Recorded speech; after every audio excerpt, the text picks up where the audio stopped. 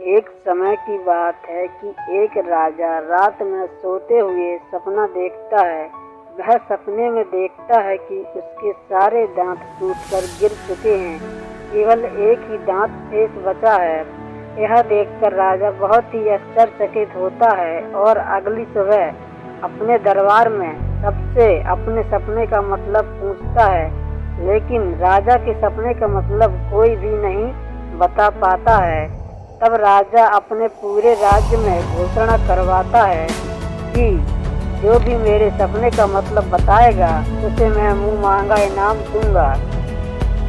राजा की घोषणा को सुनकर दो विद्वान राजा के दरबार में आते हैं। तब राजा पहले विद्वान से पूछता है कि बताओ मेरे सपने का क्या मतलब है। तब पहला विद्वान कहता है कि महाराज, आपके सपने का मतलब यह है कि आपके पूरे परिवार की मृत्यु आपके सामने ही होगी।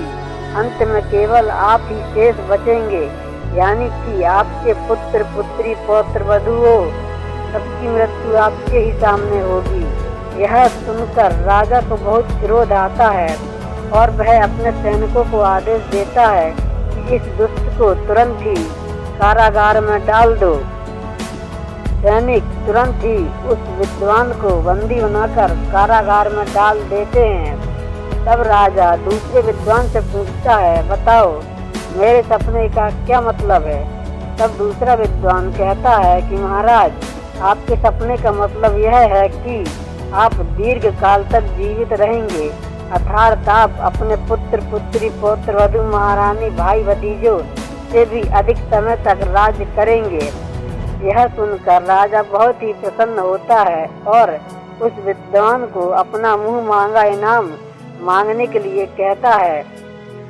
तब वह विद्वान कहता है कि महाराज, यदि आप मुझसे खुश हैं, प्रसन्न हैं, तो उस पहले व्यक्ति को छोड़ दें, क्योंकि उसका भी मतलब यही था जो मतलब मेरा है, लेकिन उसके कहने का तरीका अलग था।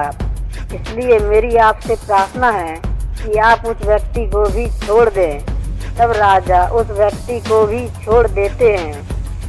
इस कहानी से हमें यह सीख मिलती है कि हमें किसी बात का मतलब बताने के लिए गलत भाषा का प्रयोग नहीं करना चाहिए। हमें सबसे मीठी भाषा में ही बात करनी चाहिए। दोस्तों, अगर आपको ये वीडियो अच्छी लगी हो तो वीडियो को लाइक और चैनल को सब्सक्राइब करें।